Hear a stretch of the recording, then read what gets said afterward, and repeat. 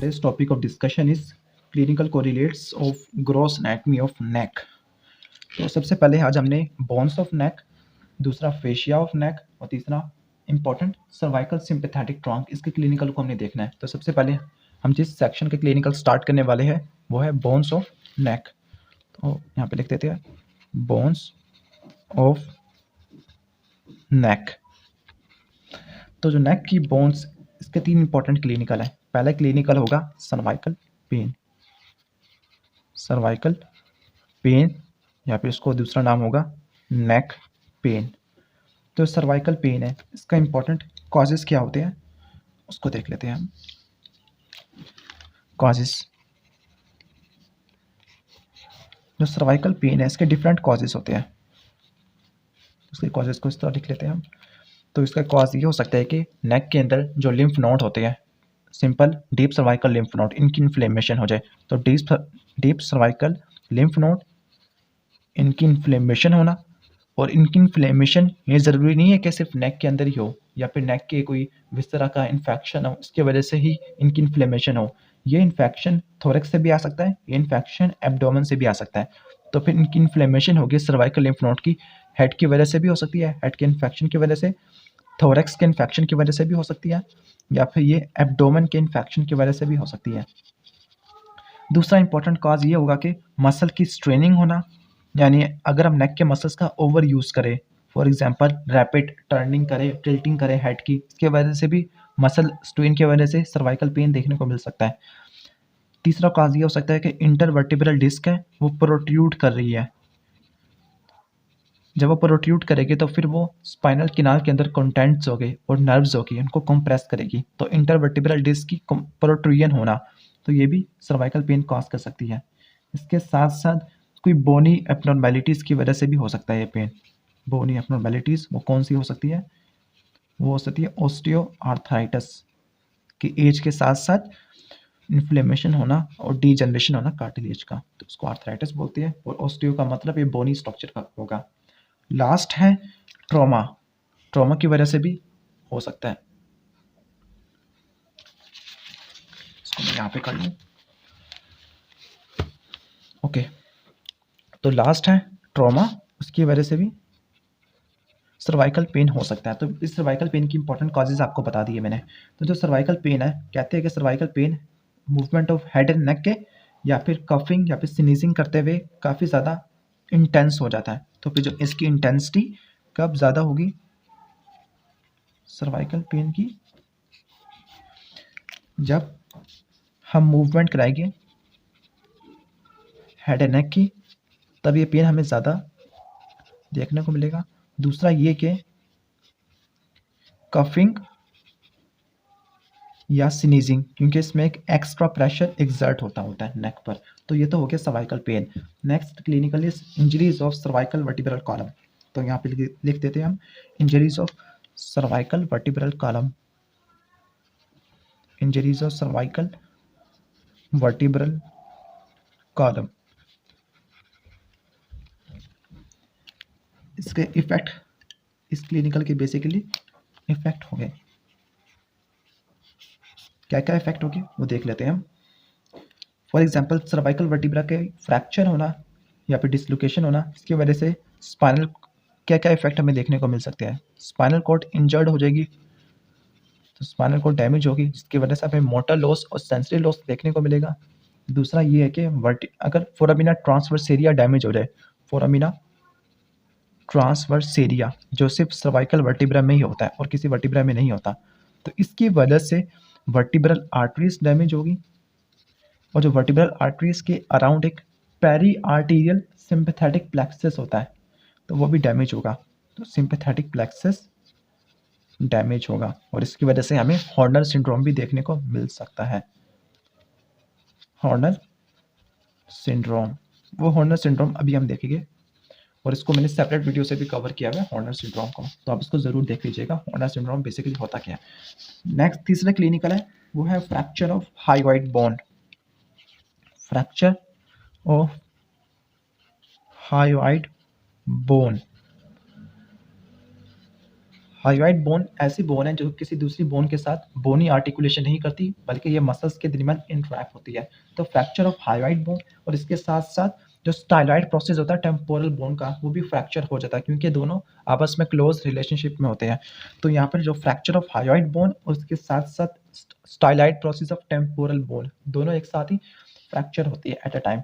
तो फिर इसका जो फ्रैक्चर का इम्पोर्टेंट कॉज क्या होगा? काज यही होगा कि अगर फांसी दी जाती है या फिर किसी का गला मरोड़ा जाता है, कंप्रेशन की जाती है थ्रोट की, तो इसकी वजह से हायोइड बोन का फ्रैक्चर हमें देखने को मिल सकता है। तो यहाँ पे हम लिख सकते हैं कि हैंग आउट या फिर हैंग ओवर, जो मर्जी फ्रैक्चर होगा, जैसे क्रिमिनल्स को करते होते हैं, या फिर मैनुअल स्ट्रैंगुलेशन यानी किसी का गला घोंट दिया, मैनुअल स्ट्रैंगुलेशन यानी थ्रोट के कंप्रेशन होना, इसकी वजह से भी हायोइड बोन और styloid process of temporal bone fracture हो गया। तो कंप्रेशन ऑफ थ्रोट, तो ये तो हो गया। अब इसके इफेक्ट क्या क्या देखने को मिलेंगे? इसके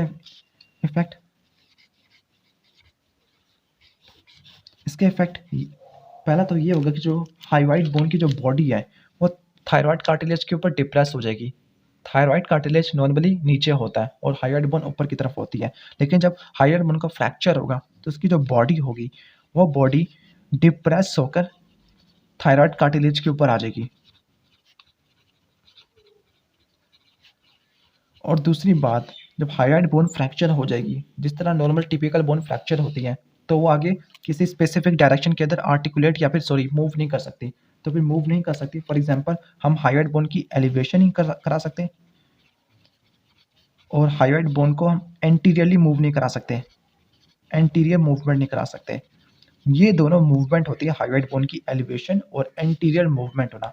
ये जो मूवमेंट होती है ये स्वेलिंग का एक इम्पॉर्टेंट कंपोनेंट होता है। तो अगर हायोइड बोन की एलिवेशन और इसकी एंटीरियर डिस्प्लेसमेंट नहीं होगी तो फिर जो स्वेलिंग होगी वो इम्पेयर हो जाएगी। जब स्वेलिंग इम्पेयर्ड हो जाएगी तो फिर क्या होगा, जो फूड पार्टिकल्स होगी वो रिस्पायरेटरी ट्रैक के अंदर चले जाएंगे, इसकी वजह से एस्पायरेशन निमोनिया देखने को मिलेगा। एस्पायरेशन निमोनिया हो जाएगा क्योंकि स्वेलिंग इम्पेयर हो गई है और रिस्पायरेटरी सिस्टम और एलिमेंट्री सिस्टम सेपरेट नहीं हो सका। नेक्स्ट हम स्टार्ट कर रहे हैं cervical fascia, clinicals of cervical fascia.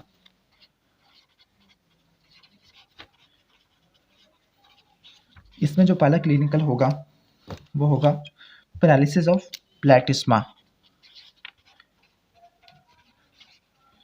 Paralysis of प्लेटिस्मा, जो पैरालिसिस होना प्लेटिस्मा का, तो इसका जो मेन इंपॉर्टेंट जो इसका कॉज होता है, चलो प्लेटिस्मा की पैरालिसिस से पढ़ने से पहले हमें पता होना चाहिए कि प्लेटिस्मा के फंक्शन क्या होते हैं।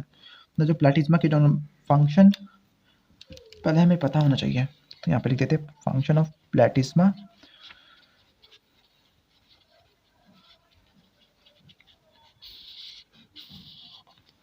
प्लेटिस्मा के बेसिकली हम फंक्शन को दो कैटेगरी में डिवाइड कर देते हैं डिपेंडिंग अपॉन देयर अटैचमेंट, कि अगर इसकी अटैचमेंट सुपीरियर अटैचमेंट है तो इसके फंक्शन क्या होगा, अगर इसकी अटैचमेंट इंफीरियर है तो फिर इसके फंक्शन क्या होगा। यानी सुपीरियर अटैचमेंट का मतलब ओरिजिन कहाँ से ले रहा है और इंफीरियर अटैचमेंट का मतलब इंसर्शन। ठीक हो गया, ठीक हो गया। सुपीरियर अटैचमेंट होती है इसकी मैंडिबल के साथ, जो इंफीरियर अटैचमेंट होती है वो फेशिया के साथ, डेल्टॉइड फेशिया और पेक्टोरल फेशिया। तो जो सुपीरियर अटैचमेंट के जरिए काम करेगा तो फिर इसके क्या फंक्शन होंगे। अगर सुपीरियर अटैचमेंट के थ्रू काम करेगा तो इसके फंक्शन बेसिकली ये होगा कि जो स्किन को टेंस करना, नेक की स्किन को टेंस करना, इसकी वजह से वर्टिकल स्किन रिजिस देखने को मिलेंगे, वर्टिकल स्किन रिजिस क्रिएट हो गए। दूसरी तरफ जो सुपरफिशियल वेन्स होती है, एक्सटर्नल जुगुलर वेन हो गया, इनके ऊपर प्रेशर रिलेटिवली कम हो जाएगा, तो releasing pressure on superficial when, जैसे एक्सटर्नल जुगुलर वेन। ठीक हो गया, ठीक हो गया, ये तो हो गया, इसको यहाँ पे कर लेते हैं। और नॉर्मली जो मैन होते हैं, मेल्स होते हैं, उस मसल को जब यूज़ करते होते हैं जब अपने टाइट कॉलर को ईज़ कर रहे होते हैं। तो इसके जो मेन फंक्शन हमें देखने को मिलता है, ईजिंग अ टाइट कॉलर। इसकी डायग्राम मैं आपको दिखाता हूँ अभी।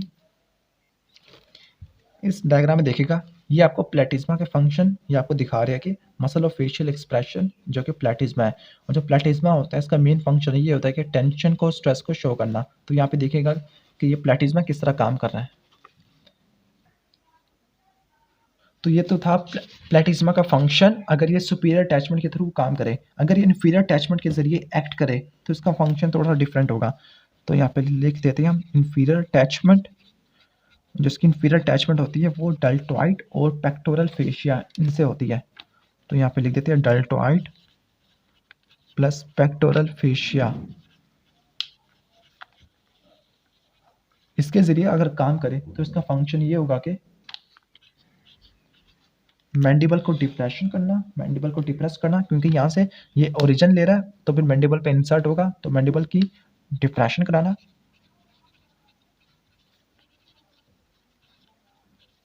दूसरा ये हो सकता है कि जो कॉर्नर्स होते हैं माउथ के, कॉर्नर्स या फिर एंगल्स होते हैं माउथ के, उनको नीचे की तरफ धकेलना। तो ये होता है इसका दूसरा फंक्शन। और नॉर्मली ये मसल ऑफ फेशियल एक्सप्रेशन है। तो फिर ये किस सिचुएशन को या फिर किस कंडीशन को शो करता है? स्ट्रेस को और टेंशन को शो करता होता है प्लेटिज्मा। तो ये तो था प्लेटिज्मा का फंक्शन। तो प्लेटिज्मा के जो पैरालिसिस है इसका मेन कॉज क्या होगा? इसकी नर्व डैमेज होगी, और इसका जो नर्व सप्लाई करती है वो है cervical branch of facial nerve, cervical branch of facial nerve.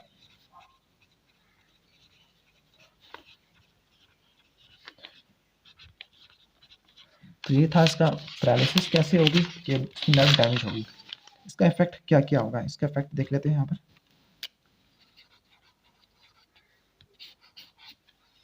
इसका इफेक्ट ये होगा कि जो स्किन होगी नेक की वो एक स्लैक लूजन फोल्ड के अंदर विड्रॉ हो जाएगी, नीचे की तरफ गिर जाएगी। तो स्किन होगी नेक की वो फॉल अवे हो जाएगी, गिर जाएगी नीचे इन स्लैक फोल्ड्स, स्लैक फोल्ड। ठीक हो गया। तो ये इस तरह हमें देखने को मिलता है। और नॉर्मली प्लेटिज्मा के बारे में ये कहा जाता है कि जब सर्जरी होती है तो प्लेटिज्मा के दोनों एजेस को अच्छी तरह फ्यूज़ कर लेना चाहिए। अगर इसके एजेस फ्यूज़ ना कर सके तो फिर इसकी वजह से जो वुंड होगा, स्किन वुंड, वो काफ़ी ज़्यादा डिसफिगर स्कार प्रोड्यूस करेगा। तो फिर इसके जो एजेस हो गए प्लेटिज्मा के, वो अगर सही तरह ना फ्यूज़ हुए सर्जरी के बाद यानी स्यूचरिंग में, तो फिर क्या होगा? एजेस प्लेटिज्मा के फ्यूज नहीं होते तो इसकी वजह से जो स्किन वुंड होगा वो डिस्ट्रैक्ट हो जाएगा, डिस्ट्रैक्टेड हो जाएगा। डिस्ट्रैक्टेड का मतलब डिफरेंट डायरेक्शन के अंदर पुल हो जाएगा, और पुल कराने वाला जो मेन मसल होगा वही प्लेटिज्मा होगा। Pull in different direction by edges of platysma. और फाइनली अगर स्किन वुंड डिस्ट्रैक्टेड हो जाएगा तो इसकी वजह से जो गंदा मुंदा स्कार प्रोड्यूस होगा। तो यहाँ पे प्रोड्यूस होगा डिसफिगरिंग स्कार टिश्यू। तो यह तो था प्लेटिज्मा की पैरालिसिस होना। अब इसके बाद एक इंपॉर्टेंट क्लिनिकल स्टार्ट करने वाले हैं, वो है spread of infection in the neck. Next is spread of infections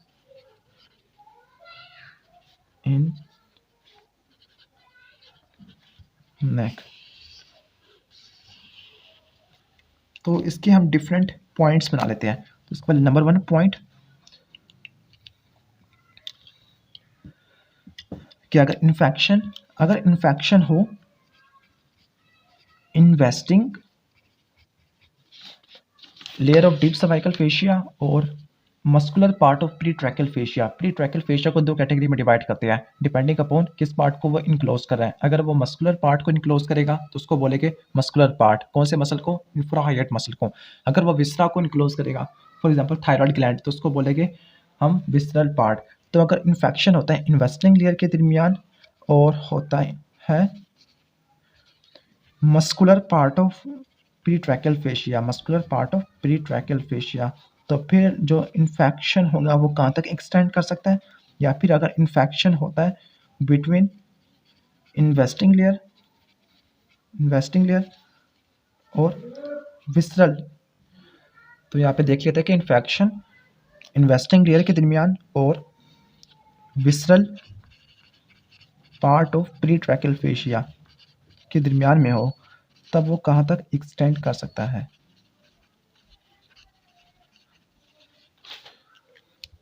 इसको यहाँ पे लिख देते हैं।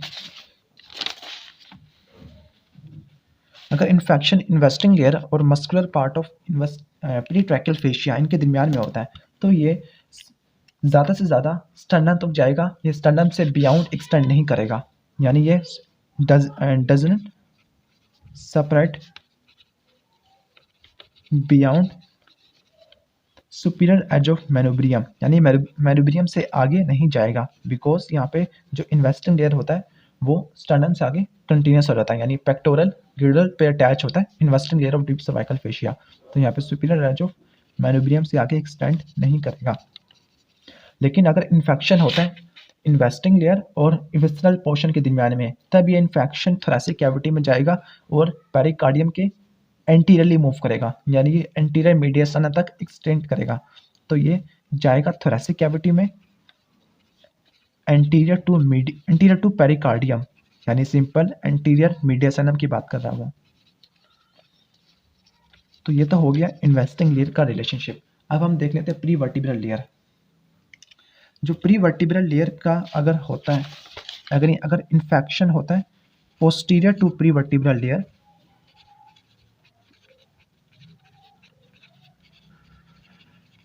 प्री वर्टिब्रल लेयर, तब ये क्या करेगा, तब ये इन्फेक्शन होगा, ये नेक में फैलेगा और ये स्टर्नोक्लेडोमास्टोइड के पीछे स्वेलिंग क्रिएट करेगा। तो ये एक्सटेंड करेगा, नेक में करेगा और एक स्वेलिंग प्रोड्यूस करेगा स्टर्नोक्लेडोमास्टोइड के पोस्टीरियर स्वेलिंग बनाएगा स्टर्नोक्लेडोमास्टोइड से। अब हम आगे देख लेते हैं, अगर हेड के इन्फेक्शन हो गए, हेड के इन्फेक्शन थोरैक्स में फैल सकते हैं या नहीं फैल सकते हैं, तो उनका रूट क्या होगा। उनका रूट कुछ इस तरह से होगा कि यहाँ पे लिख देता हूँ मैं कि जो हेड के इन्फेक्शंस हैं डिपेंडिंग अपॉन वो किस तरह नीचे ट्रैवल करे। फॉर एग्जांपल अगर हेड के इन्फेक्शन नीचे ट्रैवल करते हैं इसोफेगस के पीछे से पोस्टीरियर टू इसोफेगस, तो फिर जो इन्फेक्शन होगा वो एंटर हो जाएगा पोस्टीरियर मीडियास्टाइनम में, क्योंकि इसोफेगस इसी मीडियास्टाइनम से पास करता हुआ आता है। इसके साथ साथ अगर इन्फेक्शन होता है एंटीरियर टू ट्रैकिया से मूव करता है, तब ये इन्फेक्शन एंटीरियर मीडियास्टाइनम तक पहुंच सकता है। ये हो गया। और अगर रिट्रोफेरेंजियल स्पेस का इन्फेक्शन होता है, यानी ऐसी स्पेस जो कि फेरिंक्स से पीछे होगी, रिट्रोफेरेंजियल स्पेस का इन्फेक्शन होता है, तो वो जिस मीडियास्टाइनम तक पहुंचेगा उसका नाम है superior मीडियास्टाइनम।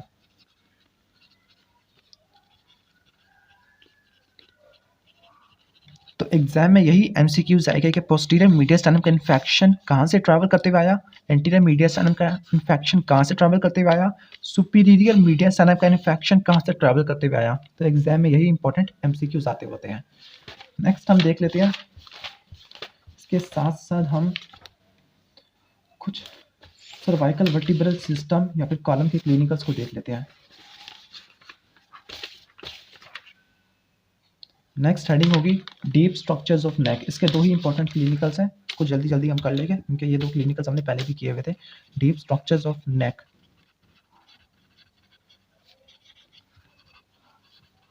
Deep structures of neck, पहला है सर्वाइकोथोरैसिक गैंग्लियन ब्लॉक। सर्वाइकोथोरैसिक गैंग्लियन ब्लॉक है, इसमें जो काम की चीज़ है वो यही है कि जो इंफीरियर सर्वाइकल गैंग्लिया होता है वो सुपीरियर थोरेसिक गैंग्लिया के साथ मिलकर एक स्पेशलाइज्ड गैंग्लिया बना लेता है, उसका नाम है सर्वाइकोथोरेसिक या फिर स्टीलिएट गैंग्लिया या फिर सर्वाइकोथोरेसिक गैंग्लिया बोल देते हैं। इस गैंग्लिया को ब्लॉक करते होते हैं ताकि कुछ डिजीज़ होती है वेस्कुलर स्पाज्म क्रिएट करती होती हैं, फॉर एग्जांपल अपर लिप में और ब्रेन में। तो जो वास्कुलर स्पाज्म वाली डिजीज़ होती है उनको रिलीफ देने के लिए हम इस गैंग्लिया को ब्लॉक करते होते हैं। तो to treat vascular spasm in upper limb, दूसरा ब्रेन, तो इनके अंदर वेस्कुलर स्पाज्म होगा, इसको ट्रीट करने के लिए सर्वाइकोथोरेसिक गैंग्लियोनिक ब्लॉक करेंगे। दूसरा है हॉर्नर सिंड्रोम। तो हॉर्नर सिंड्रोम पे मेरी एक सेपरेट वीडियो है, इसका लिंक आपको इंशाल्लाह मैं डिस्क्रिप्शन में दे दूंगा, आप उसको ज़रूर देखिएगा। तो नेक्स्ट है lesion of cervical sympathetic trunk, जिसको हम सिंपल हॉर्नर सिंड्रोम बोलते हैं, हॉर्नर सिंड्रोम। तो हॉर्नर सिंड्रोम के क्या क्या साइन सिम्टम या फिर फीचर्स देखने को मिलते हैं। फॉर एग्जांपल यहाँ पे आपको देखने को मिलेगा सबसे पहले मियोसिस, दूसरा मिलेगा सुपीरियर आईलिड की ड्रॉप कर जाना, टॉसिस, तीसरा ये होगा कि आई बाल का अंदर की तरफ सिंक इन कर लेना, इनवेजिनेट कर जाना, उसको बोलते हैं हम एनाप्थाल्मोस। चौथा ये हो सकता है कि वेजोडाइलेशन। पांचवा ये हो सकता है कि एनहाइड्रोसिस यानी loss of sweating on the same side, anhidrosis. जो मियोसिस का मतलब कॉन्ट्रैक्शन ऑफ प्यूपिल, ये क्यों होगी? क्योंकि डायलेटर प्यूपिलाई की पैरालिसिस हो गई है। टॉसिस क्यों हुई? क्योंकि यहाँ पे एक स्पेशलाइज्ड मसल था, सुपीरियर टार्सल मसल, जो कि लेवेटर पाल्पेब्रस सुपीरियरस के स्केलेटल मसल फाइबर के दरमियान इंट्रैप था, उसको बोलते हैं सुपीरियर टार्सल मसल। तो टार्सल मसल की पैरालिसिस होगी। एनाप्थाल्मोस इस वजह से होगा क्योंकि यहाँ पे एक रुडिमेंट्री मसल ऑर्बिटालिस मसल जो कि फ्लोर ऑफ ऑर्बिट में होता है, उसकी पैरालिसिस होगी, ऑर्बिटालिस मसल। वेजोडाइलेशन और एनहाइड्रोसिस इस वजह से होगी क्योंकि सिंपैथेटिक इनर्वेशन होती है, इनर्वेशन स्किन में, स्किन की ब्लड वेसल्स और स्वेट ग्लैंड वो इंटरप्ट होगी। जब ब्लड वेसल्स की तरफ इंट्रैक्शन होगी तो फिर हमें वेजोडाइलेशन देखने को मिलेगी।